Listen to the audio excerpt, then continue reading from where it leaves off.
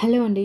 జపాన్‌లో నడవలేకుండా వీల్ చైర్స్‌కే పరిమితమైన వాళ్ళను ఈ రోడ్ ర్యాలీలో ఎందుకు భాగస్వాములు చేస్తున్నారో తెలుసా? అసలు విషయం ఏంటో చూడండి.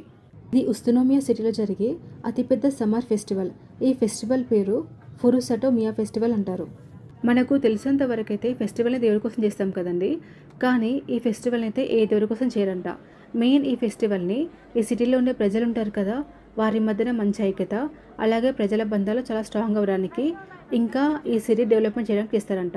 అంటే సిటీ డెవలప్‌మెంట్ అంటే ఎగ్జాంపుల్ ఇక్కడ హోటల్స్, రెస్టారెంట్స్ చాలానే ఉన్నాయి కదా!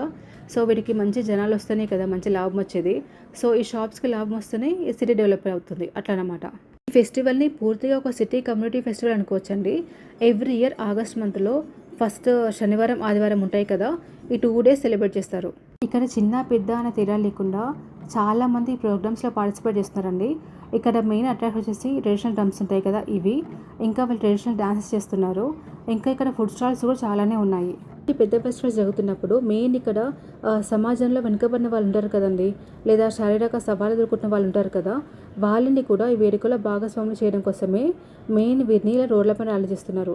అంటే ఇక్కడ వీరి ఉద్దేశ్యం ఏమిటంటే ఇక్కడ ఎవరు తక్కువ కాదు. అందరూ ఒకటే.